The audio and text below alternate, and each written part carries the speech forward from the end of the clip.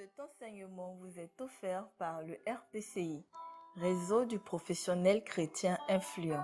Bâtir un monde prospère où la plupart des décisions relatives à la vie des populations sont influencées par la parole de Dieu. Je t'entends chanter.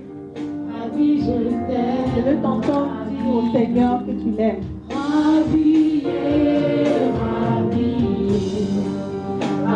Je t'aime,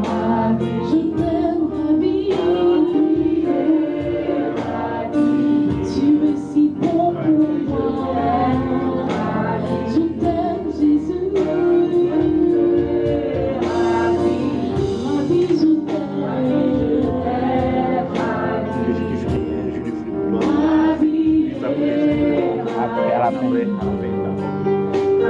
Je t'aime,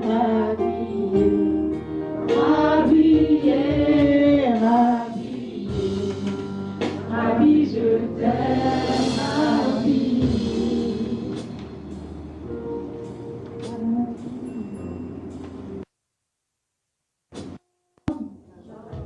Merci pour ta miséricorde. Merci pour ta bonté. Au nom précieux de Jésus-Christ.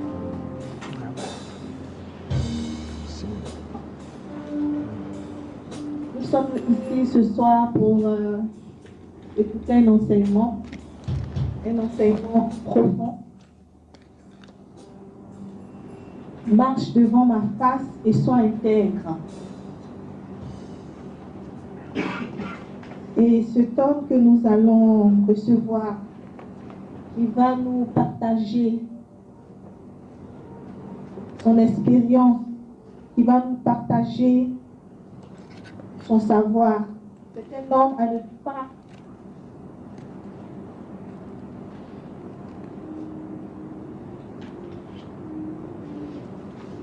c'est un homme à ne plus présenter. Prédicateur, homme de foi, enseignant. Quand je l'écoute, souvent je me dis, si c'était mon professeur de physique, c'est clair que j'aurais compris la physique. Parce que j'étais nulle en physique. Parce que c'est un enseignant, c'est un professeur. Mais le Seigneur n'a pas voulu qu'il soit professeur pédagogique, mais qu'il soit professeur de la parole. Je vais vous demander de bien vouloir vous lever pour recevoir avec des acclamations. Ange Maxime Malaka, notre orateur du Dieu.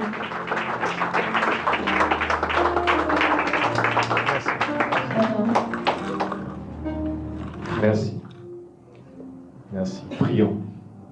Père, nous voulons te dire merci pour la grâce et pour l'opportunité. De l'Orient jusqu'à l'Occident, du Midi jusqu'au Septentrion, ton nom est grand sur toute la terre et on verse de l'encens en ton honneur. Et ce soir, nous sommes là, Seigneur, pour écouter ta parole. Maintenant, ce que nous demandons, c'est que nous soyons remplis d'un esprit de compréhension. Je voudrais que tu puisses mettre ta main sur ton cœur et que tu demandes un esprit de compréhension. Parce que la parole de Dieu n'est pas évidente à comprendre si le Saint-Esprit ne vient pas à ton aide. C'est parce que la parole de Dieu n'est pas évidente à comprendre que dans l'histoire de l'Église, il y a eu beaucoup de déviations doctrinales. Parce que la doctrine de Christ n'est pas comprise par la multitude. Demande un esprit de compréhension.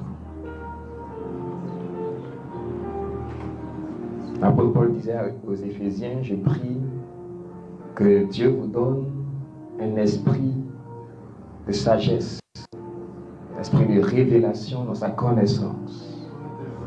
Seigneur, donne-nous ce soir un esprit de révélation dans ta connaissance en ce qui concerne la question de l'intégrité. Viens en aide à ton peuple ce soir. Seigneur, enseigne-nous tes voies, donne-nous un cœur qui comprend. Au nom précieux de Jésus. Amen. Amen, que Dieu nous bénisse. Alléluia. Je voudrais, c'est à cause du temps que je vais aller rapidement. Je voudrais déjà présenter mes excuses pour le retard. Je voyage demain matin très tôt, je vais à l'étranger et je devais expédier des dossiers pour ne pas avoir raté mon vol demain. C'est pour ça que j'ai pris ce retard et avec l'embouteillage, tout ça. Donc, je vous prends mes excuses pour le retard. Alors, le thème, je vais saluer Stéphane. Merci. Le thème qu'on m'a demandé de développer ce soir, c'est un thème qui est très important. C'est « Marche devant ma face et sois intègre ». Amen. Mais quand le thème est écrit comme ça, on ne peut pas comprendre ce que Dieu veut dire. En fait, ici, c'est Dieu apparu à Abraham et dit « Je suis le Dieu Tout-Puissant, marche devant ma face et sois intègre ». Si on ne met pas « Je suis le Dieu Tout-Puissant », on ne peut pas comprendre ces deux versets. Ça n'a pas de sens. On ne commence à comprendre ce que Dieu voulait dire ici, que lorsqu'on met « Je suis le Dieu Tout-Puissant, marche devant ma face et sois intègre ». Donc, le thème, c'est Dieu apparu à Abraham. Et lui, puissant, marche devant ma face et sois intègre. Amen. Amen. Ok.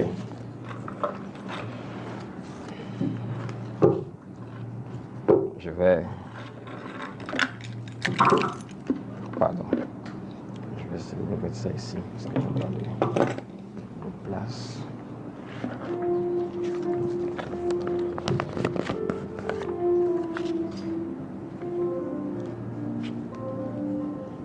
Maintenant, avant de commencer, je voudrais demander qui peut nous dire, selon lui, qu'est-ce que c'est que l'intégrité?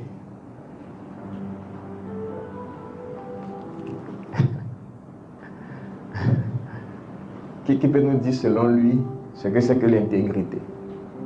J'ai l'habitude d'interroger des volontaires. C'est-à-dire que s'il n'y a pas de volontaires, j'interroge les volontaires. Mais je vais poser ma question autrement. Qui pense qu'il est intègre?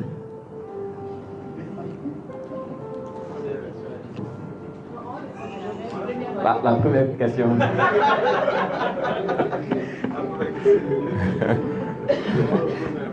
D'accord, donc la première question. Qu'est-ce que l'intégrité? Oui? Je pense que l'intégrité comporte aussi en son sein l'honnêteté. L'honnêteté. D'accord. L'intégrité aussi implique la rigueur. La rigueur. Merci. Quelqu'un d'autre? Oui? Moi, je pourrais dire que l'intégrité implique aussi L'obéissance et la fidélité. En tout cas, tu as déjà parlé. On voit quelqu'un d'autre, oui? Pour moi, l'intégrité, c'est suivre ce qu'on dit, Ok. quelles que soient les circonstances. Ok. Voilà, c'est comme ça que je veux dire l'intégrité. D'accord. Ok. Je vais prendre la voix là-bas et puis après, ici. Oui. L'intégrité aussi, moi, je dis, non à la corruption. Comment? La quoi? Non à la corruption. D'accord? Oui, il y a...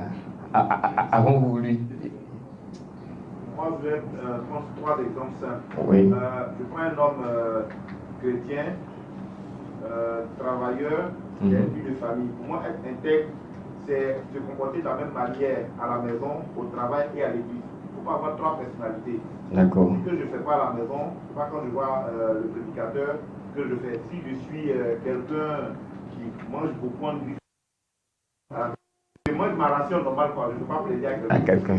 Pareil, dans les 3 dimensions. Non, ok. Oui. En plus de ce qu'on dit, je pourrais ajouter le respect des consignes. Le respect des consignes. Oui, tu voulais compléter? Être juste, d'accord. Moi, je dirais être intègre, c'est marcher selon les principes. Marcher selon des principes. Ok. J'ai envie d'ajouter être intègre, c'est être conforme à des vertus. Être conforme à des vertus que la société nous trace. D'accord. Je vais prendre 2 dernières interventions. Pour moi, être intègre, c'est respecter les règles que nous avons établies. Ok. Pour nous chrétiens, nos règles sont les règles de l'enseignement de Dieu. Ok. Donc, respecter ce que la Bible dit, La Bible c'est dit. être intègre. Être intègre. D'accord, merci. Linda, bonsoir. Oui. Pas de compromission. Maintenant, je vais poser une autre question avant de commencer mon propos. Est-ce que pour enseigner sur l'intégrité, il faut forcément un homme de Dieu? Un homme de Dieu. Est-ce qu'il n'y a pas des personnes qui ne sont pas chrétiennes qui sont intègres? Donc, est-ce que c'est nécessaire de prendre forcément un prédicateur, un homme de Dieu, selon le nom ou le mot qu'on peut le qualifier, pour enseigner sur l'intégrité? Puisque n'importe qui, que tu sois chrétien ou pas, peut être intègre. Oui. Parce que étant chrétien, on donne un plein sens à l'intégrité.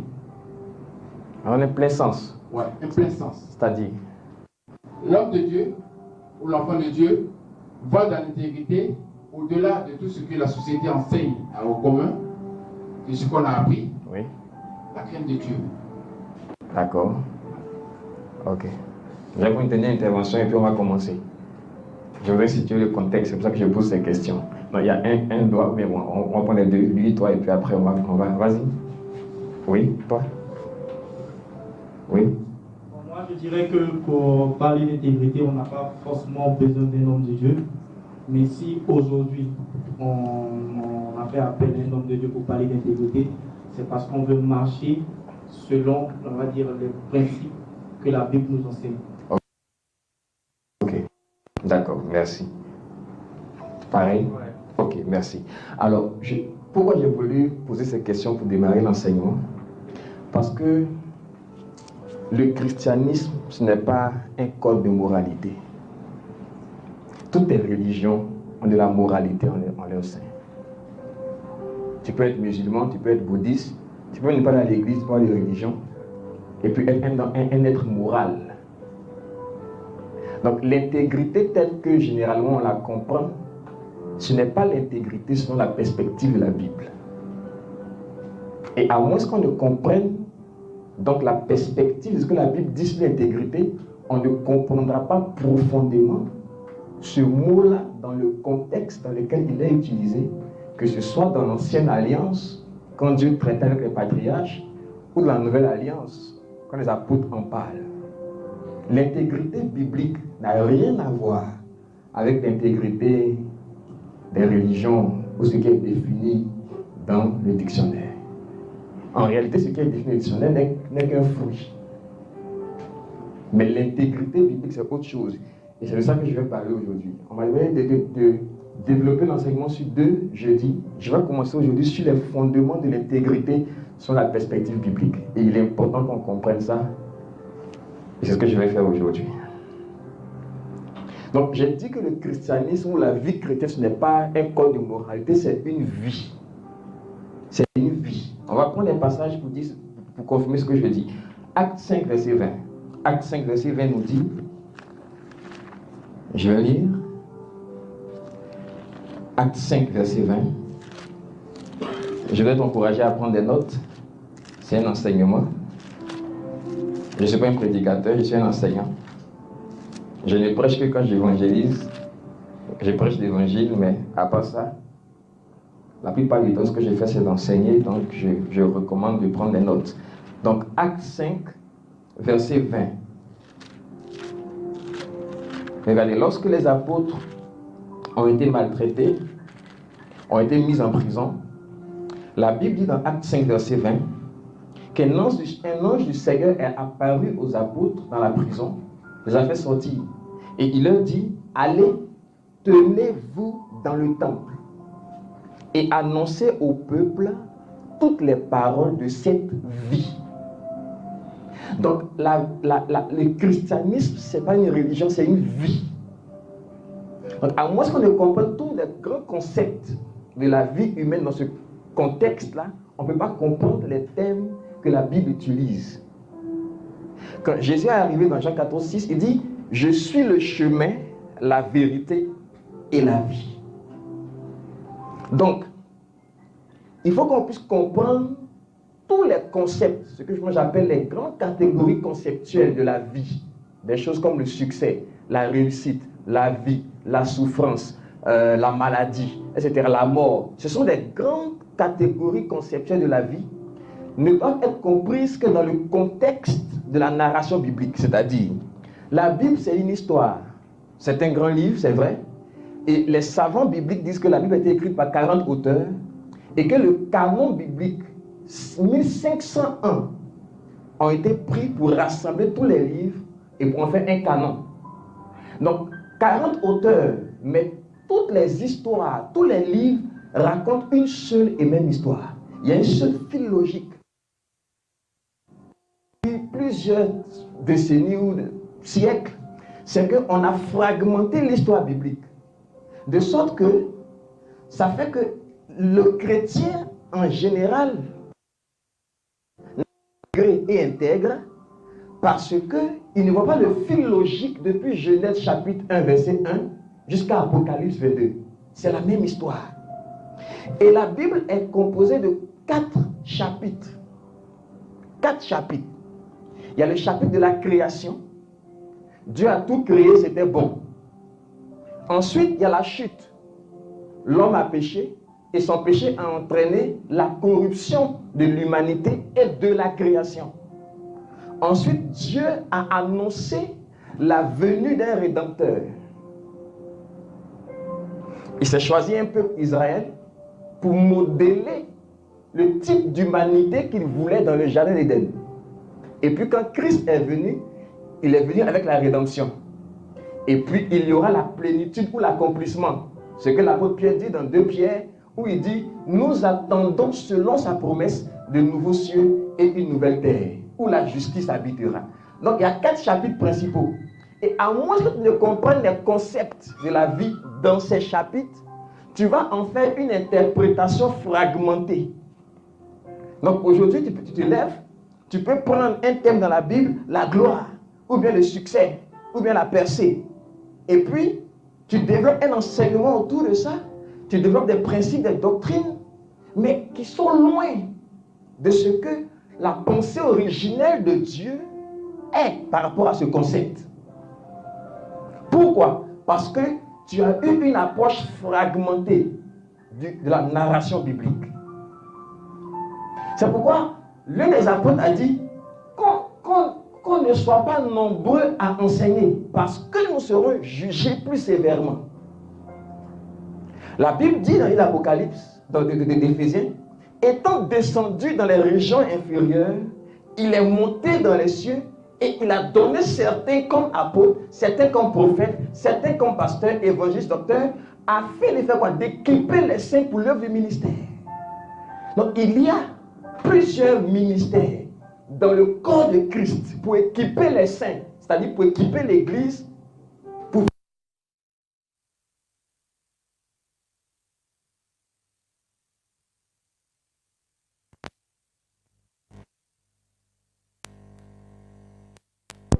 Quel est celui-ci? D'où lui vient sa doctrine? Parce qu'il enseignait avec autorité et non pas comme le scribe. Amen. Il est important pour nous en tant qu'enfants de Dieu de comprendre cela. Donc si on va sur cette base, alors à la création, la Bible dit que Dieu a créé un monde qui est beau et qui est ordonné. Maintenant, suivez très bien. Dieu est un Dieu de perfection. Dieu a créé un monde parfait. Vous allez voir que le mot intègre ici, que Genèse 17 utilise, ce mot intègre-là, ce n'est pas le mot intègre tel qu'on le conçoit. C'est un mot qui a été traduit de l'hébreu tamim, qui signifie parfait, qui signifie entier. Et donc la Bible dit, on va prendre Romains 1, verset 20. Romains 1, verset 20.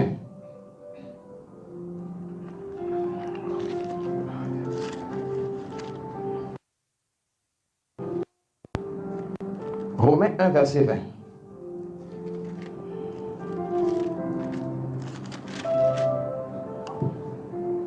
Romains 1, verset 20 nous dit, en effet, les perfections invisibles. Ce mot perfection là, c'est le mot intègre.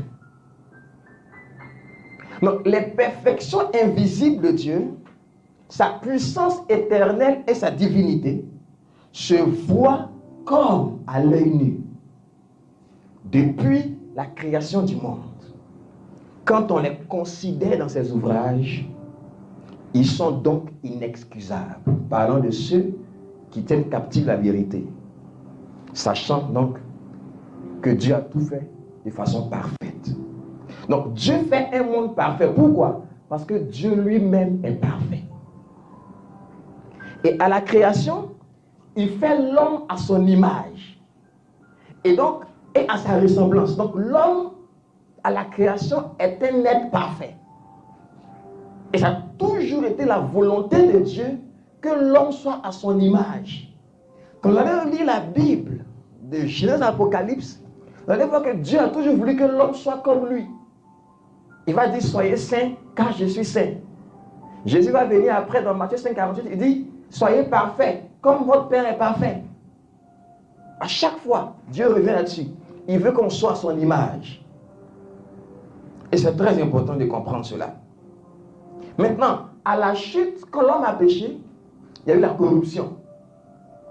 La corruption qu'il y a eu à la chute n'a pas seulement touché l'homme, ça a touché toute la création. Ça a touché toute l'humanité. Ça a touché les arbres. Ça a touché les marigots. Ça a touché les forêts. Ça a touché les fleuves. C'est pourquoi, moi je suis dans un ministère apostolique et prophétique. Généralement, quand on fait des actions, des invasions apostoliques, on va souvent dans les régions et on s'en va faire des invasions apostoliques pour pouvoir délivrer les cités, les villes, tu vois, des hôtels sataniques, etc. Et généralement, l'équipe d'invasion apostolique, l'équipe d'action prophétique, généralement, quand on arrive dans une ville, par exemple, ils vont partir, par exemple, quand on est parti à Mans ou à Korogo, les gens sont dans les forêts sacrées et on pose des actions prophétiques. Pourquoi? Parce que toute la création a été mise sous le lien de la servitude à cause de la corruption. Ça veut dire quoi? Ça veut dire que quand tu prends un fleuve, par exemple, ou un marigot, et que les gens se vont faire une alliance, se vont faire des alliances avec les eaux, le fleuve là, il ne veut pas. Le fleuve, à l'origine, quand Dieu a créé le fleuve ou le marigot ou l'arbre dans lequel les gens capturent les âmes, et souvent quand on va en évangélisation, dans les prières, Dieu doit dériver ce nombre de choses pour qu'on puisse délivrer d'abord les âmes dans la prière. Des âmes qui sont captives dans des baobabs, dans des bois sacrés, dans des marigots, dans des fleuves. Il faut que Dieu révèle l'homme fort qui règne sur la région avant que l'évangile ne puisse percer. C'est pourquoi l'apôtre Paul disait que est-ce dans les vues purement humaines nous avons combattu contre les bêtes à Éphèse. Parce que l'évangile, pour percer, il y a un combat spirituel à mener. Donc, cette création-là a été soumise à la vanité, à la chute de l'homme. C'est pourquoi dans le livre de Romains, la Bible dit, car la création entière, ce n'est pas les hommes seulement, la création entière attend avec un ardent désir la révélation des fils. Pourquoi? Parce que la création a été soumise à la vanité. Non pas à cause d'elle, mais à cause de celui qui l'y a soumise, en espérant avoir aussi part à la liberté glorieuse des enfants de Dieu. Amen. Est-ce que Abraham me suit? J'en arrive sur l'intégrité. Ce que Dieu a dit à Abraham, là, j'en ai introduit par arriver là-bas. Amen. Donc, création, chute. Et à la rédemption. Christ vient pour racheter la création. Et puis on aura la plénitude, comme je l'ai dit dans 2 Pierre. Pierre en a parlé en disant que à la fin de toutes choses, on attend les nouveaux cieux et nouvelles terres où la justice habitera. Maintenant, la première personne dont la Bible parle en termes d'intégrité, tel que ça a été écrit ici, ce n'est pas Abraham, c'est Noé. Lorsque l'homme a chuté et que la corruption de l'homme était telle que Dieu a décidé, Dieu s'est repenti d'avoir fait l'homme et a décidé de détruire l'humanité. Et la Bible dit que Dieu a trouvé Noé comme un homme juste et intègre devant sa face. On va lire ce passage, lisons Genèse chapitre 6.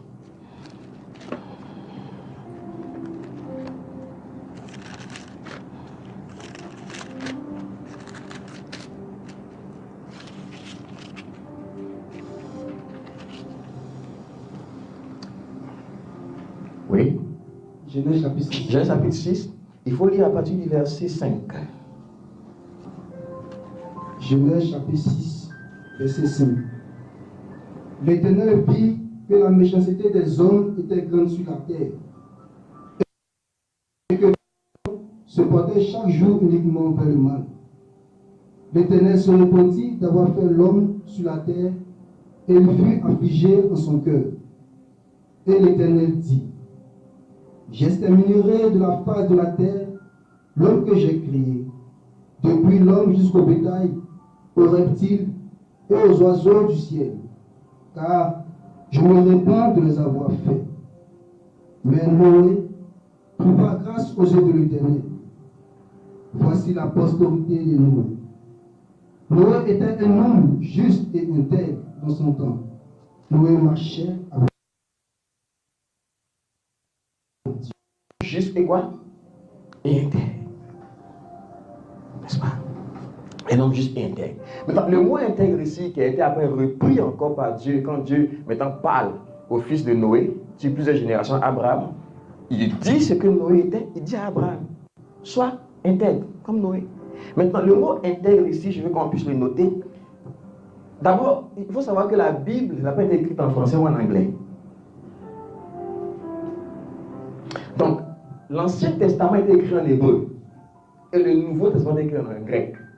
Donc, généralement, dans la traduction, il y a le sens profond qu'on manque quand on ne fait pas une étude rigoureuse de ce qu'on veut enseigner, qui était traduit par intègre en français. Le mot hébreu, c'est le mot tamim, T-A-M-I-M. Le mot tamim. Le mot tamim, T-A-M-I-M. Le mot tamim signifie parfait. Ça signifie aussi complet. Complet. Parfait. Complet. Ça signifie entier. Entier. Ça signifie innocent. Ça signifie sincère. Ça signifie mature. Mature. Et tout ça, on va voir. Tous ces mots sont importants. Ça signifie mature. Quelqu'un qui a suivi le processus de maturation et qui est arrivé à maturité. Qu'est-ce que ça veut dire? Ce mot a été utilisé dans Deutéronome 32, verset 4. Conseil de Dieu. On va lire Deutéronome 32, verset 4. Lorsqu'il s'agit de Dieu, le sens, c'est la perfection de Dieu. Mais quand il s'agit de l'homme, c'est un autre sens. Et c'est ce qu'on va voir avec Noé, avec Abraham. Donc, Deutéronome 32, verset 4, vas-y. Deutéronome 32, verset 4.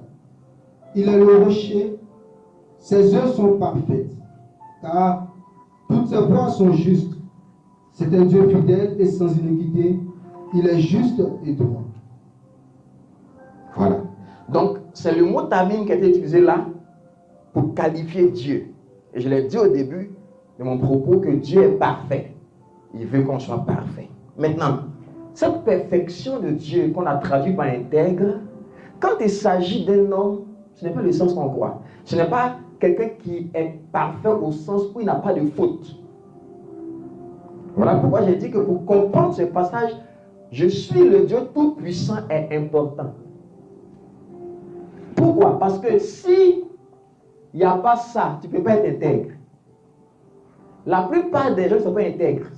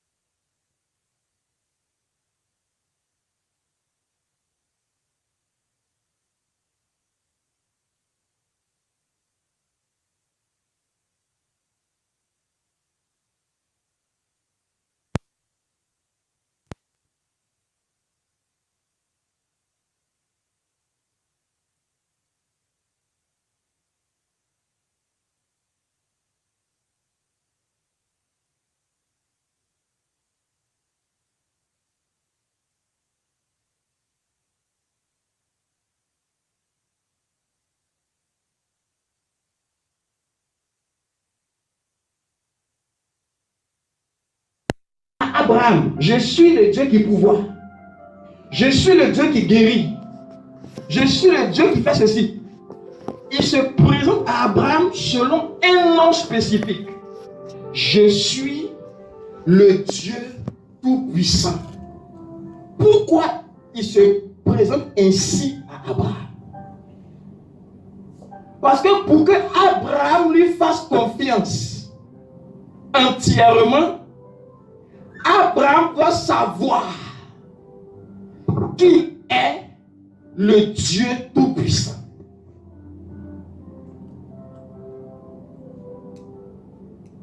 J'ai fait une digression. Regarde, aujourd'hui, pourquoi beaucoup de gens ne sont pas intègres? Selon la compréhension de l'intégrité qu'on a. Des gens qui ne paient pas les impôts. Tu es chrétien. Tu as une société qui ne paie pas tes impôts. Et tu fais du bruit. Pourquoi les gens ne sont pas intègres? Parce que les gens n'ont pas la révélation que Dieu est le Dieu tout-puissant. Que même si tu payes tes impôts, ta société ne peut pas tomber. Même si tu refuses un pot de vin, et qu'on te refuse des contrats, c'est pas pour autant que tu vas tomber. Et tu ne peux faire tout ça là que si tu as la révélation que Dieu est tout puissant pour t'ouvrir une porte qu'on peut fermer. Ça, ce n'est qu'un exemple que j'ai pris. Mais pourquoi Dieu s'est révélé comme le Dieu tout puissant? On va voir pourquoi. Prenons le livre de Romains. Romains chapitre 4.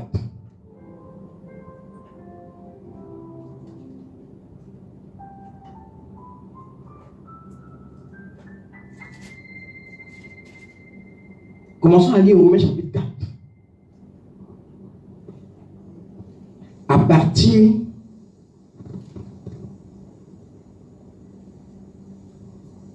du verset 9. Romains chapitre 4. Ce bonheur n'est-il que pour les circoncis, ou est-il également pour les incirconcis? Car nous disons que la foi fut imputée à justice à Abraham. Comment donc lui fut-elle imputée? Était-ce après ou avant sa circoncision? Il n'était pas encore circoncis, il était incirconcis. Et il reçut le signe de la circoncision comme sceau de la justice qu'il avait obtenu par la foi quand il était incirconcis, afin d'être le père de tous les incirconcis qui croient, pour que la justice leur fût aussi imputée. Et le père des circoncis, qui ne sont pas seulement circoncis, mais encore qui marchent sur les traces de la foi de notre père Abraham, quand il était incirconcis.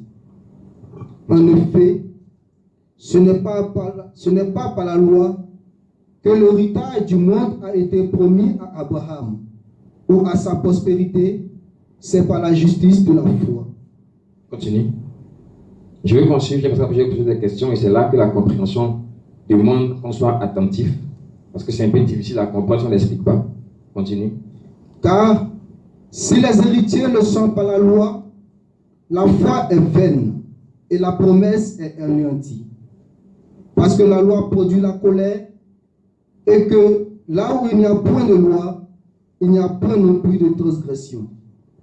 C'est pourquoi les héritiers le sont par la foi, pour que ce soit par grâce, afin que la promesse soit assurée à toute la postérité, non seulement à celle qui est sous la loi, mais aussi à celle qui a la foi d'Abraham, notre Père à tous, selon qu'il est écrit. Je t'ai établi Père d'un grand nombre de nations. Il est notre Père devant celui auquel il a cru. Dieu qui donne la vie aux morts et qui appelle les choses qui ne sont point comme si elles étaient. Espérant toute espérance. Espérant contre toute espérance. Espérance contre toute espérance, il crut, en sorte qu'il devint père d'un grand nombre de nations, selon ce qui lui avait été dit, telle sera ta postérité. Et sans faiblir dans la foi, il ne considéra point que son corps était déjà usé, puisqu'il avait près de 100 ans, et que Sarah n'était plus en état d'avoir des enfants. Il ne douta point, pas incrédulité, au sujet de la promesse de Dieu, mais il fut fortifié par la foi, donnant gloire à Dieu, et ayant la pleine conviction que ce qu'il promet, il peut aussi l'accomplir. C'est pourquoi cela lui fut imputé à justice. Mais ce n'est pas à cause de lui seul qu'il est écrit que cela lui fut imputé. C'est encore à cause de nous, à qui cela sera imputé, à nous qui croyons en celui qui a ressuscité des morts Jésus notre Seigneur, lequel a été livré pour nos offenses et est ressuscité pour notre justification. Amen. Amen. Merci. On a beaucoup lu. Maintenant, qui veut m'expliquer ce qu'il vient de lire? Qui peut m'expliquer ce qu'il vient de lire dans le contexte de Genèse 17, 1 à 9? Qui peut prendre les deux passages en parallèle et nous expliquer?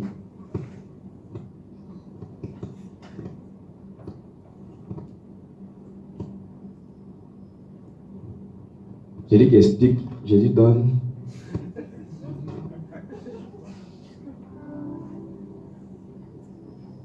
Oui.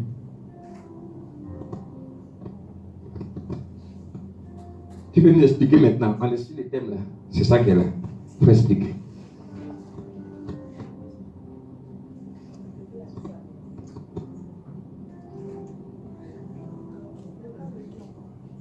On ne peut pas arrêter, c'est trop là.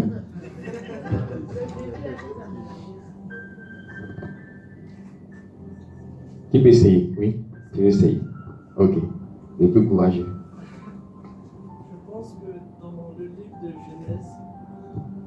Je pense que dans le livre de Genèse, Abraham n'était pas mature dans la foi. Et donc, lorsque Dieu a fait la promesse, il a douté. Et donc, il a écouté la voix de Sarah. Donc, on pourrait dire qu'il n'était pas mature. Et dans le livre de Romains, lorsque Paul disait, lorsqu'il parlait de circoncision et incirconcision, autant pour moi. Donc je pense que pour Paul, il n'avait pas de distinction entre, comment je peux dire ça, les pratiques en fait, les pratiques des hommes. C'est-à-dire pour être soit pur ou bien avoir une foi, il n'avait pas de pratique d'homme. Et je pense que c'est un peu ça que j'ai compris. D'accord.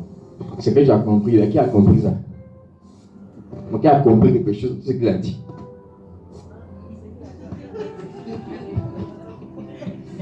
Je sens mauvais. Hein? En tout cas, elle a essayé. Je pense qu'elle a dit quelque chose d'assez intéressant sur lequel je vais revenir. Quelqu'un peut... Merci. Merci. Oui.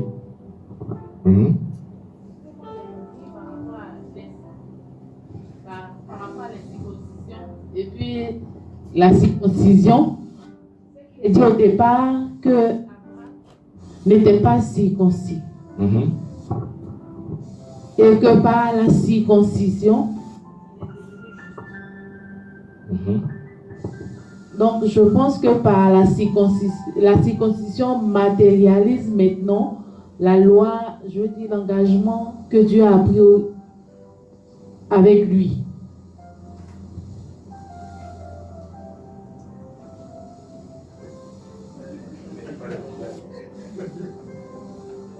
Non.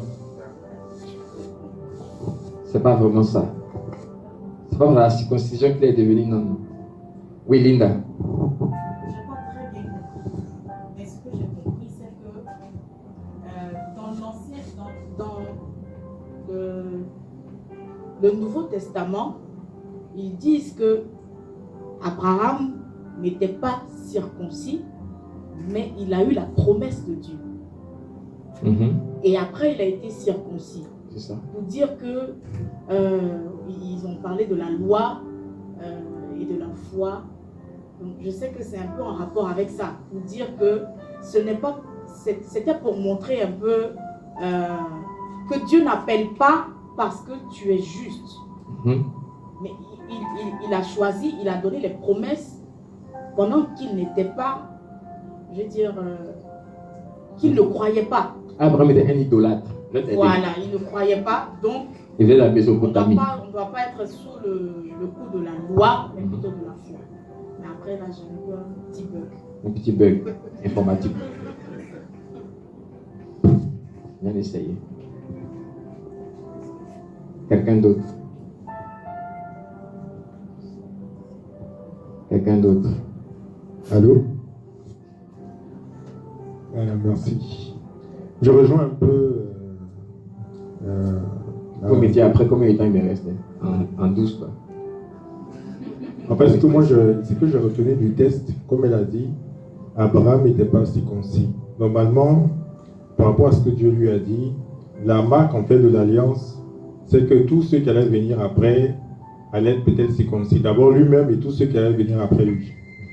Et le fait qu'il ne soit pas circoncis et qu'il ait été intègre, qu'il ait donné sa foi, qu'il a mis sa foi en Dieu, Dieu lui a fait cette grâce-là de voir ses promesses à s'accomplir dans sa vie.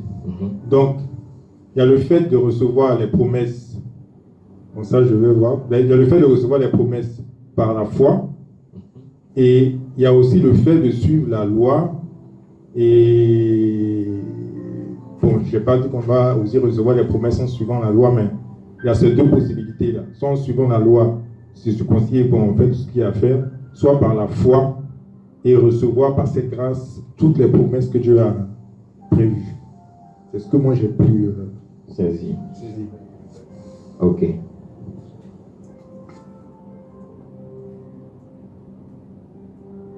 Et une dernière intervention.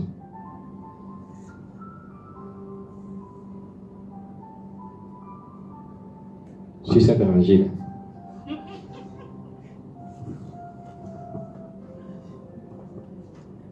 Amen. Ok, merci. Ce que j'ai compris, c'est que Dieu, à travers ces mots, essayait de montrer un peu sa toute-puissance par rapport à Abraham. Oui. Parce que Vas-y. donc, la toute-puissance, pourquoi? Parce qu'Abraham n'était pas circoncis. Et après, il a été circoncis. Mais la loi était, en fait, la promesse était faite au circoncis. Et lui, n'ayant pas été circoncis et qu'il a bénéficié de cette promesse, il a montré que Dieu ne tenait pas compte de son état. Voilà. Mais qu'il était capable d'aller au-delà et puis de le faire. Je veux dire, quelqu'un qui régnait sur les incirconcis et sur les circoncis.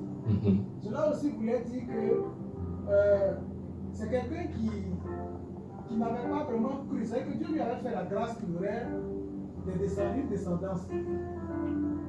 Mais si on devait tenir compte de l'âge, on devait tenir compte de prédispositions scientifiques, Sarah n'était pas en âge d'enfanter. Elle n'était plus en âge d'enfanter. Ce n'était pas une question de règle, mais c'était une question de grâce. Voilà, par la foi, il a fait enfanter Sarah. Et par la même occasion, a permis à Abraham d'être, comment dire, ça bénéficier de cette promesse-là qu'il avait faite. Et donc, pour nous, c'était une question de dire qu'Abraham n'était pas forcément la personne parfaite qu'il devait être, mais par cette grâce et par cette foi-là, Dieu lui a permis d'être Dieu l'a justifié. Je lui ai imputé cette perfection. Très bonne réponse. Dernière intervention. Tu voulais intervenir? Oui.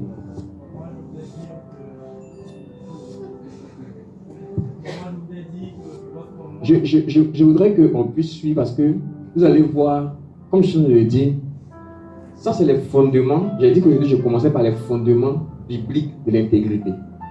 Je vais vous dire quelque chose. La plupart des chrétiens ne sont pas intègres en termes de résultats, pas en termes d'état. Parce qu'en termes d'état, nous sommes intègres. Maintenant, manifester concrètement cette intégrité, beaucoup n'y arrivent pas à cause d'un problème de compréhension et de connaissance.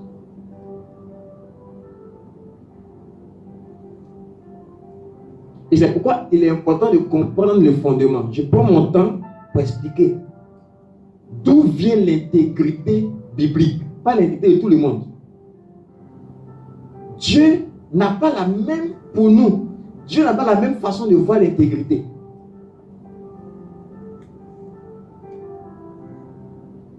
C'est pourquoi au départ j'ai dit, tu n'as pas besoin d'un homme de Dieu pour t'enseigner l'intégrité. Il y a des cours même d'éthique morale dans les universités. Ça n'a rien à voir avec l'intégrité biblique.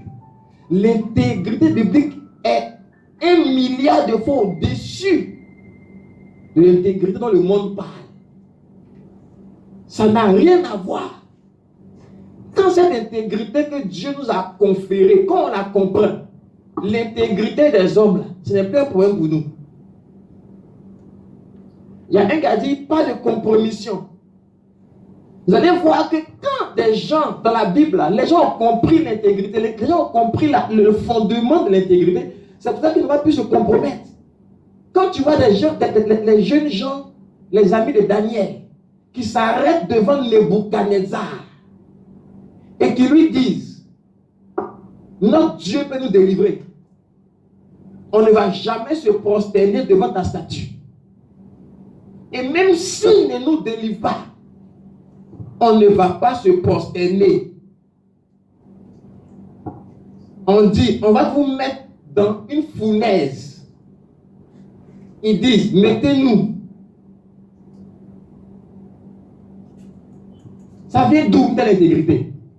Parce que quand c'était une statue, c'était la statue de Nebuchadnezzar. Donc c'est une institution. Si vous lisez Daniel, la Bible dit que le roi a appelé tous ses grands, les satrapes, les gouverneurs, les magistrats, donc toutes les autorités du pays se prosternaient devant cette institution, la statue. Donc eux tous se compromettaient, sauf 3 jeunes gens qui ont compris quelque chose et qui ont dit, au prix de notre vie, on ne va jamais se compromettre. Ça n'a rien à voir avec l'intégrité dont on parle. L'intégrité biblique, c'est une intégrité où tu vas au point où tu es prêt à faire quoi? À mourir à cause de ton intégrité. Pourquoi? Pourquoi tu es prêt à mourir? C'est là maintenant où on comprend ça. Quand Dieu dit, je suis Dieu tout-puissant, il voulait dire à Abraham, regarde, dans Romains 4, l'apôtre Paul vient la révélation. Il dit, il est notre Père, devant le Dieu en qui il a cru. Le Dieu qui donne la vie aux morts. Et qui appelle à l'existence les choses qui n'existaient point. Ça veut dire quoi? Ça veut dire que on est prêt, à cause de l'intégrité, la confiance en Dieu, on est prêt même à mourir sans nous compromettre. Pourquoi? Parce qu'on a un Dieu qui ramène les morts à la vie.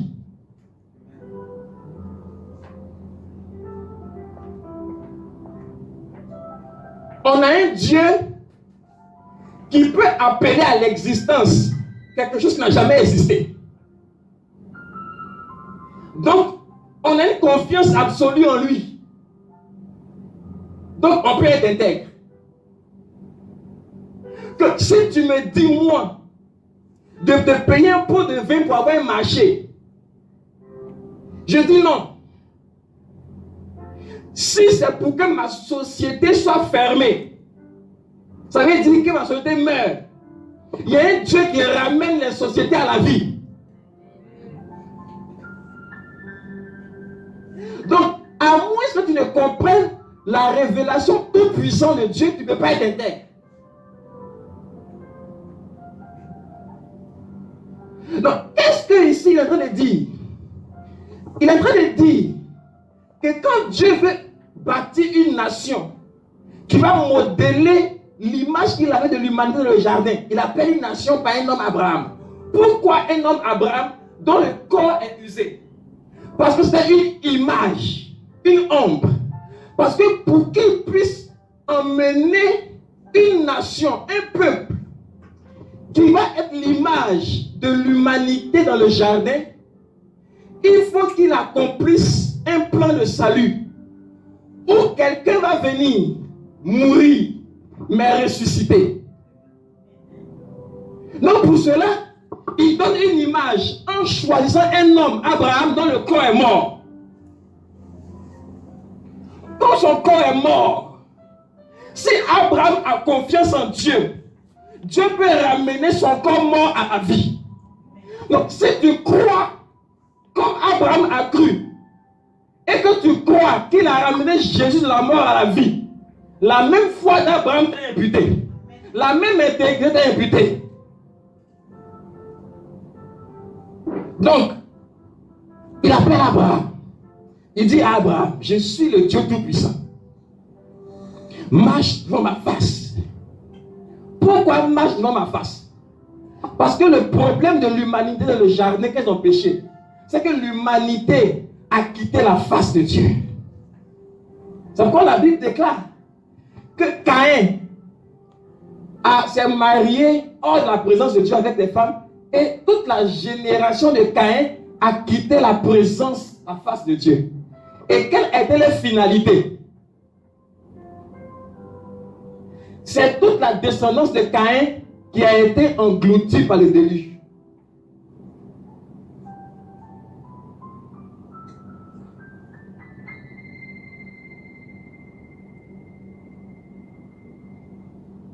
Mais quand il a fait, après que Abel soit mort, qu'il a fait Seth, c'est la descendance de Seth qui a donné Noé.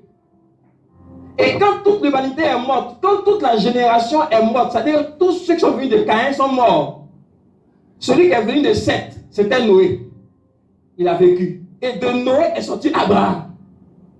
Donc Dieu dit à Abraham, il y a une conséquence à ne pas marcher devant ma face. Donc, marche devant ma face et aie confiance en moi. Pourquoi? Je suis le Dieu Tout-Puissant. Et le Dieu Tout-Puissant veut dire quoi? Ça veut dire deux choses. Ça veut dire, je ramène les morts à la vie. Et puis j'appelle à l'existence les choses qui n'existaient point. Donc, même si ton corps est mort, si tu as confiance en moi, ton corps mort peut revenir à la vie. Le corps mort de Sarah peut revenir à la vie et vous pouvez maintenant avoir la postérité que je vous ai promise quand je t'ai dit, Abraham, marche devant ma face, sois intègre. J'établirai mon alliance avec toi. Je te multiplierai à l'infini. Je peux faire ça si tu as confiance en moi, comme le Dieu Tout-Puissant. Comment? En faisant que ton corps mort puisse encore te donner de la vie. Mais il le faisait c'est comme une image. Parce que l'apôtre Paul révèle maintenant. Et on va lire ça, parce qu'il a lu, mais je vais lire le dernier passage. Et là, ce qu'il dit, il dit, dans Romains 4, il dit, et 18, espérant contre toute espérance. Ça veut dire quoi? Il n'y avait plus rien pour espérer, mais Abraham a espéré. Espérant contre toute espérance, il crut. En sorte, il crut. Donc, il est devenu ce que Dieu a dit. Parce que quoi? Parce que il était intègre. C'est-à-dire qu'il a eu confiance totalement en Dieu. On dit il crut. De sorte qu'il devint père d'un grand nombre de nations. Selon ce qui lui avait été dit. Telle sera ta postérité. Il dit, et sans faiblir dans la foi. il ne considéra point que son corps était déjà usé. Puisqu'il avait près de 100 ans. Et que Sarah n'était plus en état d'avoir des enfants. Il ne douta point, par incrédulité, au sujet de la promesse. Quelle promesse? La promesse. Je te multiplierai à l'infini. Des nations sortiront de toi. Il ne douta point. Et la Bible dit quoi? Mais il fut fortifié par la foi, donnant gloire à Dieu. Regardez la suite. Il dit, ayant la pleine conviction que ce qu'il promet, il peut aussi l'accomplir. C'est pourquoi, verset 22, cela lui fut imputé à justice. Ça veut dire qu'il y a une perfection qu'on lui a imputée. On dit mais, c'est ça qui est important dans les passages. Mais ce n'est pas à cause de lui seul qu'il est écrit que cela lui fut imputé. On dit, c'est encore à cause de nous à qui sera imputé cela, à nous qui. Maintenant, suivez très bien. Abraham, on lui a imputé ça pourquoi? Parce qu'il a eu foi. Il a eu une confiance totale que Dieu pouvait faire quoi? Que Dieu pouvait ramener son corps à la vie. C'est pas ça? Son corps qui était mort, usé, mort. Il a cru que Dieu pouvait ramener son corps à la vie, afin que la promesse de Dieu fût accomplie, qu'il soit père de plusieurs nations, n'est-ce pas? On dit, mais c'est pas que de lui seul. Comme nous aussi, on a cru comme lui, mais nous, on a cru comment? Ici, je veux très bien, la croyance, c'est de croire que Dieu ramène les morts à la... Comme lui, il a cru que Dieu pouvait ramener son corps mort à la vie, nous aussi, on a cru comme lui. Nous, on a cru comment? Nous, on a cru que quoi? Que Dieu a ramené Jésus aussi qui était mort à la vie.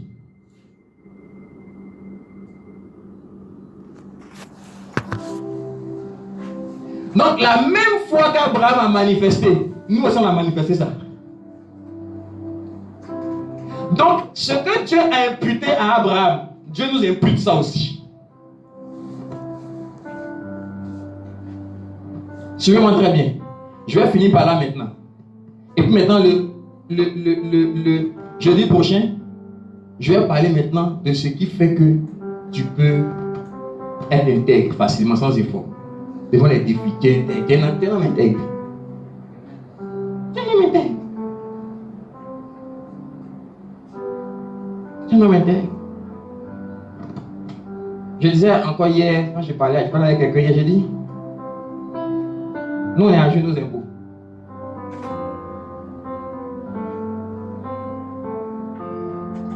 Jusqu'au premier trimestre, les impôts, tous les impôts que tu peux imaginer qu'on paye quand on a une entreprise, nous on est à jour. On est intègre naturellement. Parce qu'on sait. Regardez. C'est important de comprendre ça. Le jeudi prochain, je vais vous montrer maintenant ce qui fait que tu intègres. Et cette chose-là, c'est la puissance. Je ne pourrais pas en parler totalement peut-être à cause du temps.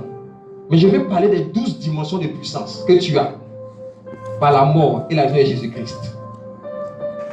Qui sont disponibles pour toi, c'est cadeau, un don. 12 dimensions de puissance que tu dois manifester. Il faut comprendre que Christ a acquis pour toi, quand tu crois, comme Abraham, que Dieu l'a ramené de la mort à la vie. 12 dimensions. Une des dimensions, c'est quoi? C'est les histoires de chasser des démons. Ça, c'est, dans tous mes enseignements, je dis aux gens, chasser des démons, ça c'est CP1. Quand tu es chrétien, CP1. C'est pas une affaire d'homme de Dieu. Ça fait CP1. Si tu es bien enseigné, tu peux chasser un démon. C'est pas une affaire de prophète mais d'homme de Dieu. Parce qu'il y a des dimensions qu'il faut comprendre. Et cette puissance qu'on a, que les autres n'avaient pas dans l'ancienne alliance, c'est ce qu'on manifeste quand la circonstance le demande, dans toutes les circonstances de la vie. Plusieurs dimensions de puissance. C'est l'une des dimensions qui fait qu'un homme chrétien est fidèle, sans effort. Tu ne cherches pas comme des gens. Tu ne te forces pas pour être fidèle. Tu es naturellement fidèle à ta femme.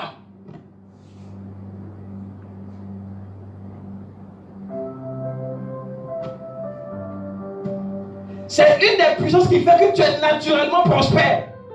On n'a pas besoin de convaincre de faire ça pour être prospère. La prospérité attachée à ce que Christ a fait pour toi. Quand tu comprends que Dieu l'a ramené de la mort à la vie, tu ne peux jamais être pauvre. À moins que tu ne comprennes pas. C'est une question. Mon peuple périt parce qu'il lui manque la connaissance. On est le corps de Christ. Beaucoup d'hommes de Dieu ont pris avantage des enfants de Dieu. Parce qu'ils ne comprennent pas qui ils sont.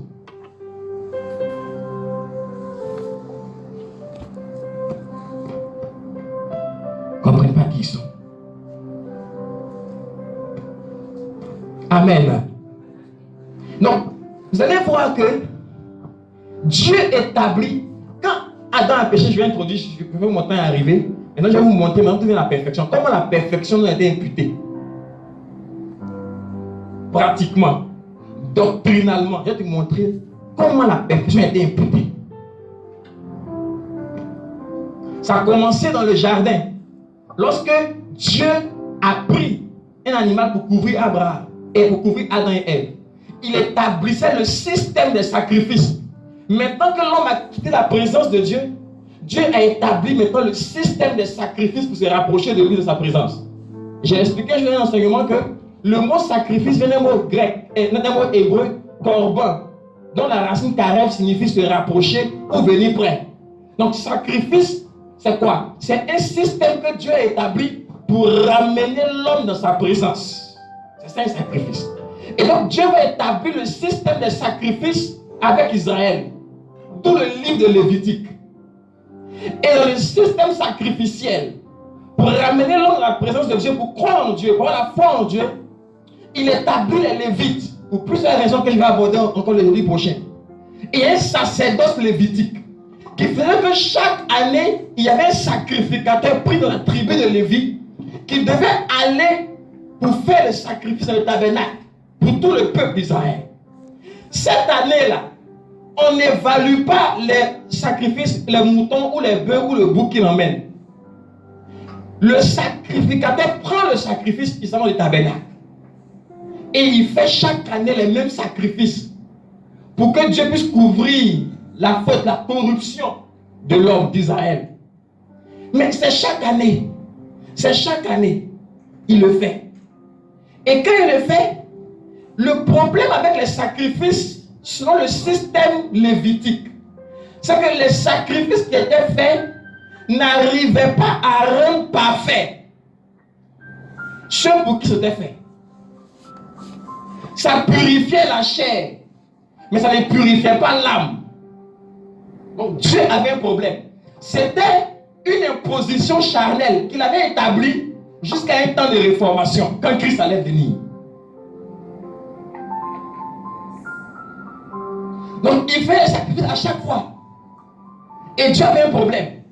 Dans le livre d'Hébreu, l'auteur de l'Épître d'Hébreu révèle que le problème de Dieu, c'était que les sacrifices qui étaient faits pour ramener l'homme dans la présence de Dieu ne pouvaient pas rendre l'homme parfait.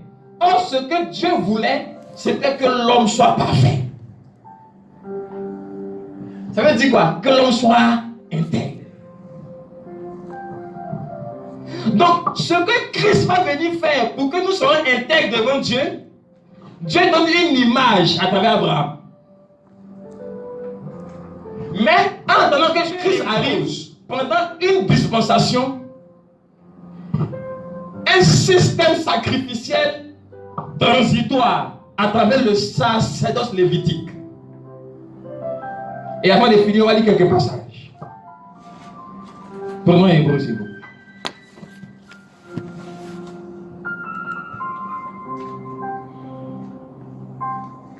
J'espère que je suis en train de développer le thème qu'on m'a donné. Hein? Ok. Hébreu.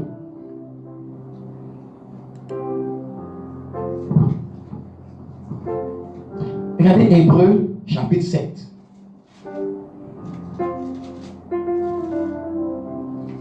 Hébreux chapitre 7, verset 11. Tu vas lire ça. Et vas-y. Hébreux chapitre 7. Regardez le nombre de fois où on parle de perfection dans Hébreux. C'est ce mot-là qui est là. Vas-y. Si donc la perfection avait été possible par le sacerdoce lévitique, car c'est sur ce sacerdoce que repose la loi donnée au peuple. C'est pourquoi quand Paul révèle la foi par rapport à la loi, il explique que ce n'est pas par la loi qu'on est justifié, on est rendu parfait. Parce que le sacerdoce lévitique reposait sur la loi. Pourquoi? Parce que c'est la loi qui déterminait que les sacrificateurs devaient venir de la tribu de Lévi. Continue. Qu'était-il encore besoin qu'il parût un autre sacrificateur selon l'ordre de Melchisédek et non selon l'ordre d'Aaron? Car le sacerdoce étant changé, nécessairement aussi, il y a un changement de loi. En effet, celui de qui ces choses sont dites appartient à une autre tribu, dont aucun membre n'a fait le service de l'autel. Car il est notoire que notre Seigneur est sorti de Juda, tribu dont Moïse n'a rien dit pour ce qui concerne le sacerdoce. Cela devient plus évident encore quand il paraît un autre sacrificateur à la ressemblance de Melchisédek, institué non d'après la loi d'une ordonnance charnelle, mais selon la puissance d'une vie impérissable. Non, il compare ici maintenant les deux lois. La loi de Moïse qui établissait le sacerdoce lévitique était la loi d'une ordonnance charnelle, c'est-à-dire c'était des œuvres, des ablutions, des choses charnelles qu'on avait imposées jusqu'à un temps de réforme pour qu'ils puissent faire quoi? L'expiation, pour les rendre parfaits devant Dieu. Mais ça ne pouvait pas les rendre parfaits. C'était juste quelque chose que tu avais imposé pour un temps. Il appelle ça la loi d'une ordonnance charnelle. Pourquoi? Parce qu'elle purifie la chair uniquement, mais pas l'esprit et l'âme. Or, la Bible dit que Dieu est esprit et que ceux qui l'adorent doivent adorer en esprit et en vérité. Donc, comme Dieu est parfait, il faut que tu sois justifié dans ton esprit pour que l'esprit et l'âme soient parfaits devant lui. Et la loi de Moïse ne pouvait pas le faire. Continue. Car ce témoignage lui est rendu, tu es sacrificateur pour toujours, selon l'ordre de Melchisédek. Il y a ainsi abolition d'une ordonnance antérieure à cause de son impuissance et de son inutilité. Car la loi n'a rien amené à la perfection. La loi n'a rien amené à la perfection. Et introduction d'une meilleure espérance par laquelle nous nous approchons de Dieu. Et comme cela n'a pas eu lieu sans serment, car tandis que les Lévites sont devenus sacrificateurs sans serment, Jésus l'est devenu avec serment par celui qui lui a dit: le Seigneur a juré et il ne se repentira pas. Tu es sacrificateur pour toujours, selon l'ordre de Melchisédek.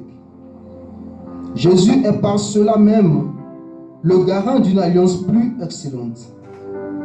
De plus, il y a eu des sacrificateurs en grand nombre parce que la mort les empêchait d'être permanents. Mais lui, parce qu'il demeure éternellement, possède un espace, un sacerdoce qui n'est pas transmissible. Merci. Regarde, je vais lire rapidement. Mon temps est arrivé. Donnez-moi 5 minutes. Il faut que je sorte cette vérité-là avant qu'on le finisse. Ça sera incomplet. Et je vais vous revenir dessus le jeudi prochain. Je veux très bien. Il faut que je sorte cette vérité-là. 2 fois, il parle de perfection, n'est-ce pas? Et il montre que Jésus a le sacerdoce qui est parfait. Regardez, au verset 25, il dit: c'est aussi pour cela qu'il peut sauver parfaitement ceux qui s'approchent de Dieu par lui, étant toujours vivants pour intercéder en leur faveur. Il nous convenait en effet d'avoir un souverain sacrificateur comme lui, saint, innocent, sans tache, séparé des pécheurs, est plus élevé que les cieux, qui n'a pas besoin, comme les souverains sacrificateurs, d'offrir chaque jour des sacrifices. D'abord pour ses propres péchés, ensuite pour ceux du peuple, car ceci, la fin pour toutes, en s'offrant lui-même. Verset 28. En effet, la loi établit, souverain sacrificateur des hommes sujets à la faiblesse. Mais la parole du serment qui a été fait, après la loi établit le Fils qui est parfait pour l'éternité. Le Fils qui est parfait. Ce que Dieu veut, c'est des fils qui sont parfaits. Il envoie un Fils parfait pour les sauver. Suis très bien. Suis très bien, s'il te plaît. Dans Hébreux 9, ça vient de prendre. Après, tu peux écrire, tu vas lire après. À cause du temps, je vais lire rapidement. Dans Hébreux 9, verset 9 à 10. Regarde ce qu'il dit. Parlant des sacrifices, des ablutions, de ce que Israël faisait dans le tabernacle. Il dit, verset 8, il dit, le Saint-Esprit montrait par là que le chemin du lieu très saint n'était pas encore ouvert. Tant que le premier tabernacle subsistait, c'est une figure pour le temps actuel où l'on présente des sacrifices et des offrandes qui ne peuvent rendre parfait sous le rapport de la conscience. Donc quand on parle de perfection ici, on parle du rapport de la conscience. Et je vais revenir dessus. Le problème, c'est que quand tous les sacrifices que les gens faisaient ne rendaient pas les gens parfaits sous le rapport de la conscience. Ça veut dire quoi? La conscience, la communion et puis l'intuition. Ce sont les trois choses qui composent l'esprit.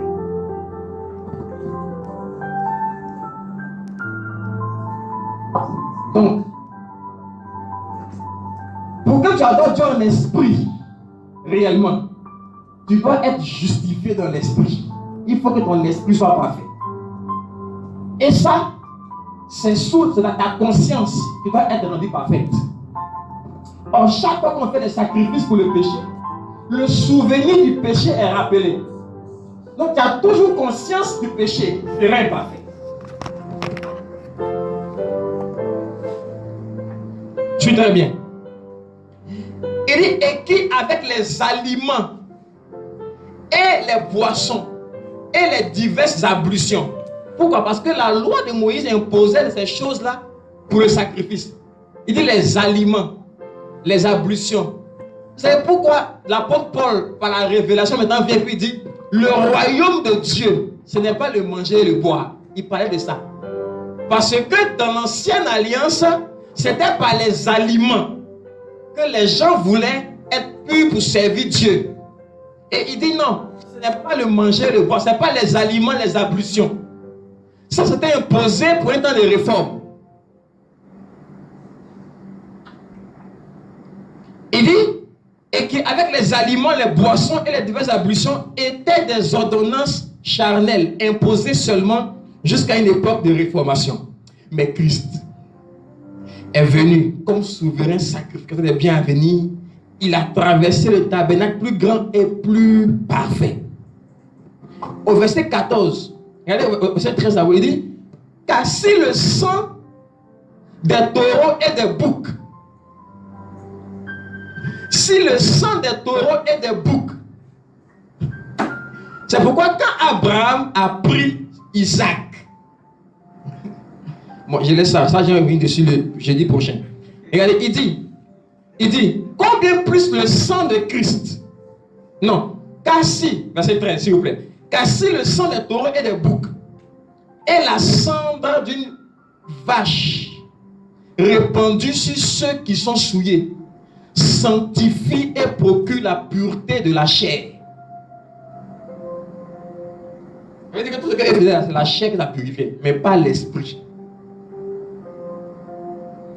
Il dit, mais combien maintenant, à plus forte raison, le sang de Christ, qui par un esprit éternel s'est offert lui-même, sans tâche à Dieu, purifiera-t-il votre conscience des œuvres mortes, afin que vous serviez le Dieu vivant.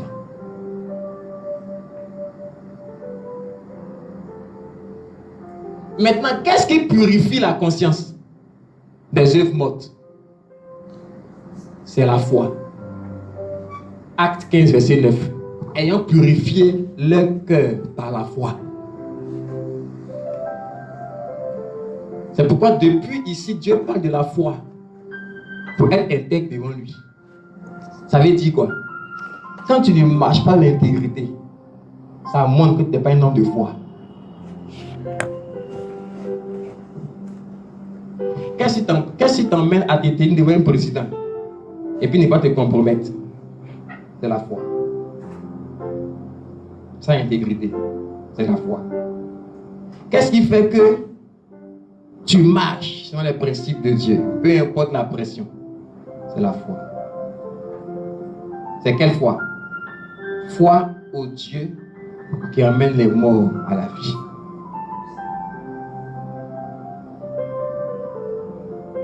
Et qui appelle à l'existence des choses qui n'existaient pas. Tu deviens intègre devant lui. Ça veut dire quoi? Tu peux te faire des fautes. Ça ne veut pas dire que tu n'es pas intègre. Parce que Dieu sait que tu as une relation pure avec lui. Amen. Je vais te montrer dans Hébreu que la foi que Abraham avait et ta foi, ce n'est pas la même foi. Non, je ne vais pas te montrer. Je vais te dire en même temps. Parce que tout ça, je vais revenir dessus. Il faut que je finisse avec ça. C'est ce que j'ai prévu, je vais finir ça. C'est pourquoi quand tu regardes Hébreu 11, quand il finit d'expliquer maintenant la perfection, tu vois très bien. Dans Hébreu 11, dans Hébreu 10, 38, il dit, c'est pourquoi mon juste vivra par la foi. Et maintenant au chapitre 11, il cite les héros de la foi. Parce que les gens qui ont cru en moi, dans l'ancienne alliance. Il dit, c'est par la foi qu'Abraham a fait ça. Il est sorti de son pays. Pas par une foi mature à l'époque, mais après ça a maturé. Ça fait devenir forte à l'époque. Dans l'Ancien Testament, tu as une petite foi, tu peux avoir après une grande foi, une foi forte. Dans le Nouveau Testament, il n'y a pas tout ça. Je vais expliquer ça après. Donc, il dit par la foi, Abraham a fait ça. Par la foi, Noé. C'est par la foi que, par la foi, n'est-ce pas? Maintenant, regardez. Quand il arrive au chapitre 12, il dit, ayant les regards fixés sur Jésus, qui est quoi? Qui est l'auteur.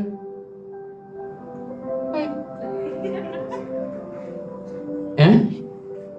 Elle ne parle pas, mais quand elle parle, elle dit les vraies choses. Hein? Qui est l'auteur et le consommateur de la foi. Ça veut dire que celui qui initie la foi. Dans certaines versions, c'est celui qui initie la foi, n'est-ce pas? Et qui l'emmène à sa quoi? À sa perfection. Dans d'autres versions, c'est ce qu'ils ont écrit. Ou bien à sa fin.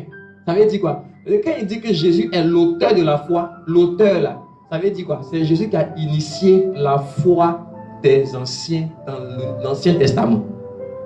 C'est ça l'initiateur de la foi. Il a démarré la foi avec eux. Maintenant, quand Jésus est venu, il a emmené la foi à la perfection avec nous. Donc, il a commencé la foi dans l'Ancien Testament et il a terminé la foi dans le Nouveau Testament.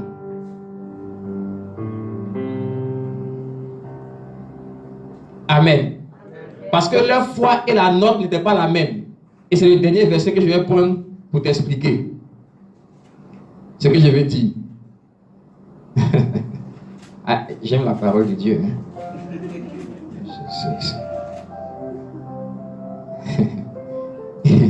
Hébreu 9, verset 15.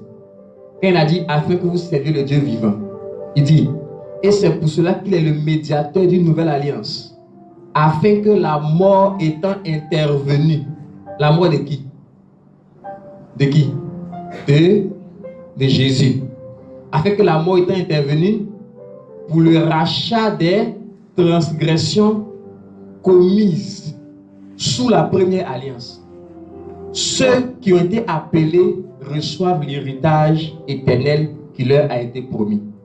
Ce passage-là, tu ne peux pas comprendre si tu ne prends pas Hébreu 11, 39. Quand il parle de tous les héros de la foi, dans Hébreu 11, 39, il dit, tous ceux-là à la foi desquels il a été rendu témoignage. n'ont pas obtenu ce qui leur a été promis. Dieu ayant en vue quelque chose de meilleur pour nous, afin qu'ils ne parvinssent pas sans nous à la perfection. Ça veut dire, Dieu, tout cela, quand on dit les héros de la foi, là, si vous lisez bien, on ne mentionne jamais leur péché. Vrai ou faux? On dit c'est par la foi que Rahab, la prostituée. Rahab, la prostituée. Notre modèle aussi, Rahab, la prostituée. Est-ce que tu as vu, on n'a pas eu cette prostitution? Non. On dit c'est par la foi que Samson, l'homme des prostituées, notre modèle, un héros de la foi, mais c'est écrit ici. C'est par la foi que David, le chercheur des femmes, qui tue les gens après avoir fini avec les femmes. David aussi, on dit c'est un héros de la foi.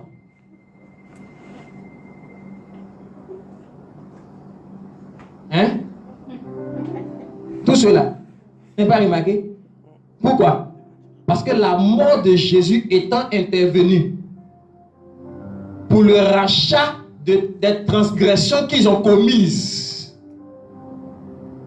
ils sont maintenant parfaits avec nous. C'est pourquoi dans le Nouveau Testament, dans Hébreu, on ne parle pas de leurs péchés. Parce que le sang de Jésus a effacé les péchés qu'ils ont commis sous l'ancienne alliance. Ils avaient une foi prophétique. Ils avaient la foi en un Christ qui arrivait. C'est pourquoi dans Hébreu, on dit, c'est par la foi que Moïse refusa d'être appelé le fils de la fille de Pharaon. Il préféra être maltraité avec le peuple de Dieu. N'est-ce pas? Que de jouir des plaisirs de l'Égypte. On dit il a apprécié les reproches de Christ. Moïse. Comment il sait que Christ? Il a vu Christ où? Tous ces anciens-là avaient foi en Christ, comme toi. Quand Dieu leur a parlé, c'est Christ qu'ils voyaient. Mais c'est un Christ prophétique. Ils avaient foi que Christ allait venir mourir pour effacer leurs péchés. Maintenant, toi, tu as foi que Christ est mort pour effacer tes péchés. Ils avaient foi que Christ allait venir. Toi, tu as foi que Christ est venu. Donc, eux, Dieu a initié la foi avec eux. Avec toi, Dieu a terminé la foi. Donc maintenant, eux et toi, vous êtes devenus maintenant parfaits. Vous êtes intègres, comme Abraham.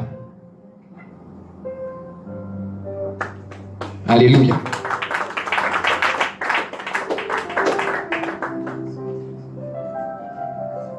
Amen. Et cette foi-là, elle te permet de recevoir l'héritage qui a été promis. C'est pas ça? Mais cet héritage-là, c'est de lui qu'on va parler. Dieu a donné un gage de l'héritage. Le gage, c'est le Saint-Esprit. C'est par le Saint-Esprit que tu intègres. Et c'est ça qu'on va parler le jeudi prochain. Que Dieu nous bénisse. Amen. Nous allons dire ici au pasteur Awaka, par des ovations, nourrir.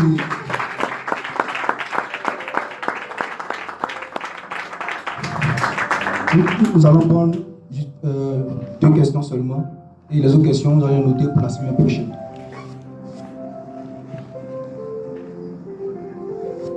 Question?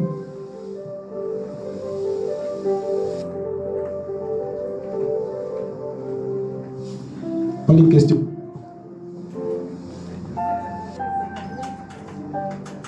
Parce que pas de questions. Pas de questions. Ah, il y a des questions. Shalom. Shalom. Weisman, merci beaucoup. Et je pense qu'on aurait dû peut-être informer pour ceux qui n'ont pas l'habitude d'écouter des enseignements. Avant d'écouter les enseignements du pasteur Awaka, il faut jurer d'abord. Parce que les données, les datas là, ont du mal à être téléchargées aisément. Mais je rends grâce à Dieu pour cet enseignement. Et je vais te demander de prier pour nous. De prier pour nous pour que cet enseignement-là puisse continuer à être prêché dans notre esprit jusqu'à ce que jeudi prochain, il y ait l'accomplissement. Amen. Amen. On va se tenir debout.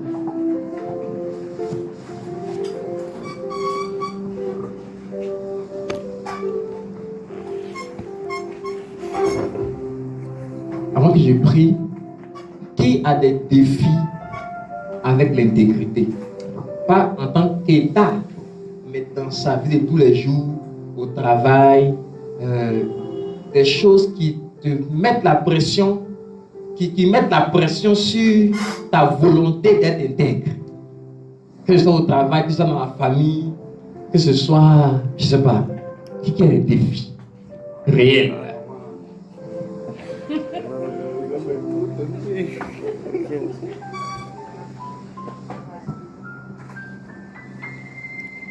Amen.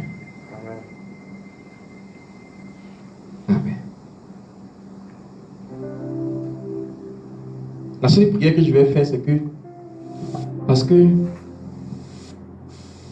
ce qui transforme ta vie, c'est la révélation de la parole.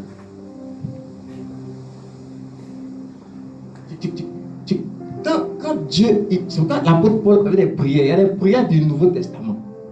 Il y a des prières qu'on appelle des prières de la Nouvelle Alliance. Ce n'est pas les prières. Le point que moi j'ai avec beaucoup d'hommes de Dieu, les gens aiment trop prêcher à partir de l'Ancien Testament, sans actualiser ça avec le Nouveau Testament. Donc ça fait qu'on a toujours une expectative là. Dieu va t'élever, Dieu va te bénir. Voilà, c'est ça vient. Et tu es toujours là. C'est comme si. Et puis après, c'est comme ça s'éloigne. Et puis tu es là encore. Ça, c'est la foi de l'Ancien Testament. Dans le Nouveau Testament, là, toutes les promesses, là, tu les as déjà en Christ. C'est en toi. C'est pas que tu dois avoir. Non, quand on parle d'intégrité, j'ai dit que je vais te choquer. Aux yeux de Dieu, tu es intègre. Maintenant, le problème qui fait que tu n'arrives pas à manifester ça, c'est un problème de révélation. Il y a un niveau de révélation que tu dois avoir. C'est quand l'apôtre Paul priait. Quand j'ai parlé de prière du Nouveau Testament, il dit que je prie, il dit je fléchis les genoux devant Dieu, je prie que Dieu vous donne un esprit de sagesse et de révélation dans sa connaissance. L'apôtre Pierre priant pour l'église, il dit je prie que la grâce et la paix vous soient multipliées par la connaissance de Dieu et de Jésus-Christ. La grâce et la paix, ça veut dire quoi? Ça veut dire que la connaissance de Jésus, c'est ce qui multiplie la grâce et la paix dans ta vie. C'est pas qu'on dit reçois la grâce. Reçois la grâce, ça ne multiplie pas la grâce dans ta vie. C'est la connaissance, la révélation, là, ça multiplie la grâce.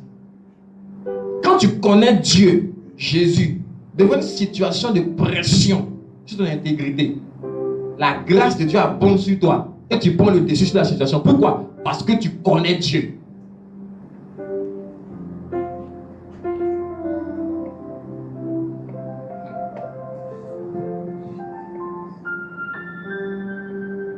J'ai un client récemment qui m'a dit qui m'a fait venir chez lui en entreprise et qui a voulu faire sortir l'argent en passant par la société. Un de mes clients. Il m'a dit voilà, on va sortir. C'est lui qui gère tout ce qui est achat, en paiement. Ça sort et puis on se partage ça. 50-50, sans faire d'activité pour lui. Je lui ai dit c'est dangereux pour toi-même. Et puis je ne peux pas faire ça. C'est impossible. Et puis là, en même temps, je l'ai évangélisé. Avec le risque qu'il ne me donne plus d'activité. C'est un de mes clients le plus important. Mais tu ne peux pas. Pourquoi? Parce que même si tu fermes la porte de tes projets, de tes contrats, il y a un Dieu qui donne la vie aux morts, qui appelle à l'existence le contrat qui n'existait pas. Dieu peut appeler ça à l'existence. Pourquoi? Parce que tu as eu confiance en lui de sorte à ce que tu as refusé de te compromettre. Donc, Dieu peut appeler maintenant pour toi quelque chose qui n'existerait pas à l'existence. Mais il ne le fera pas tant que tu dis que vous avez une confiance absolue. ma prière pour toi maintenant, c'est que Dieu illumine les yeux de ton cœur pour que tu arrives à un niveau de compréhension et de révélation de Christ et que tu puisses commencer à manifester la puissance qu'il a déployée quand il a ramené Christ de la mort à la vie et qu'il a disposé pour toi. La Bible dit que si la puissance qui a ramené Christ de la mort à la vie est en vous, cette même puissance ramènera vos corps mortels à la vie. Je prie, ma télébrochie qui dit ça. Père, que tu accordes la grâce à tes enfants. Que tu multiplies ta grâce dans leur vie par la révélation de ta personne. Que tous ceux qui ont un défi particulier avec l'intégrité, tous ceux qui ont un défi particulier dans leurs entreprises, dans leurs familles, dans leurs relations, tous ceux qui sont sous l'effet de l'oppression et du joug. Père, la Bible dit dans Ésaïe 10, 27, en ce jour-là, par la raison de l'onction, le joug sera brisé et son fardeau sera ôté de dessus ton épaule. Père, toute forme d'oppression et d'oppresseur qui veut mettre un joug et un fardeau sur les épaules afin de les abaisser. Tu dis dans Lévitique, je suis l'Éternel, ton Dieu qui t'a fait sortir du pays d'Égypte, de la maison de servitude, afin que tu marches la tête levée. Père, je prie que toute forme de pression, toute forme d'oppresseur, toute forme de tyran qui veut les emmener à marcher encore la tête baissée, Père, je prie que tu traites avec cet oppresseur ce soir, au nom précieux de Jésus-Christ, et que tu établisses tes enfants dans la connaissance de Christ et qu'ils puissent déployer la puissance que tu as mise en eux. Que ton nom soit célébré. Merci pour un temps de bénédiction comme celui-ci. Merci pour les portes que tu ouvres maintenant pour tous ceux qui veulent des portes ouvertes. Tu dis, j'ai mis devant une porte que personne ne peut fermer. Je vois une porte que personne ne peut fermer devant toi. Je vois une porte que personne ne peut fermer devant toi. Je vois une porte que personne ne peut fermer devant toi. Père, je prie que tout conseil qui est fait contre eux soit anéanti à l'instant même. Seigneur, merci pour ta grâce. Béni sois-tu au nom de Jésus.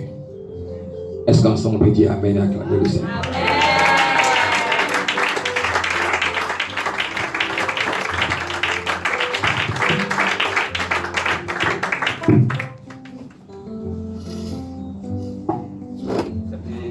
Tu vas rester debout et tu vas tenir ton offrande.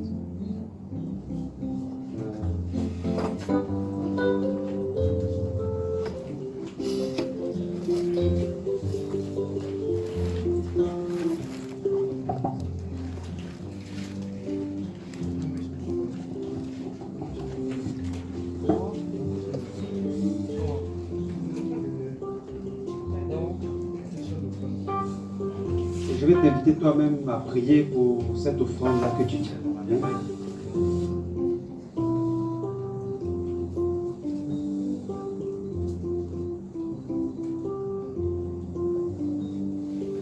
Nous te rendons grâce, Père, pour cet enseignement que tu nous as donné.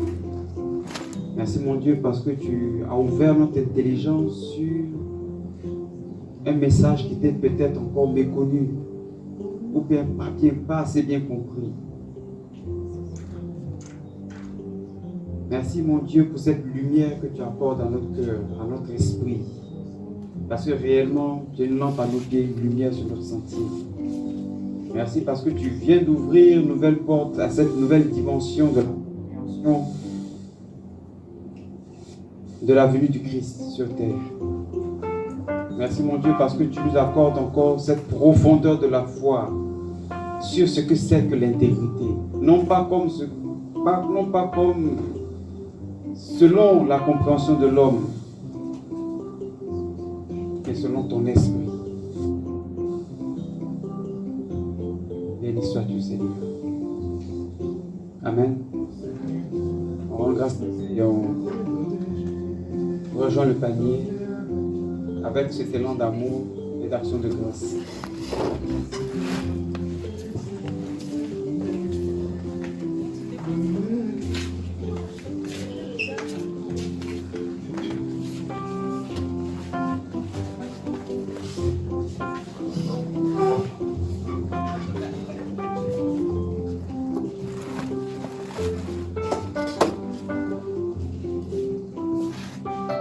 Shalom, au terme de cette première séance, vous allez vous asseoir juste 2 minutes pour les annonces.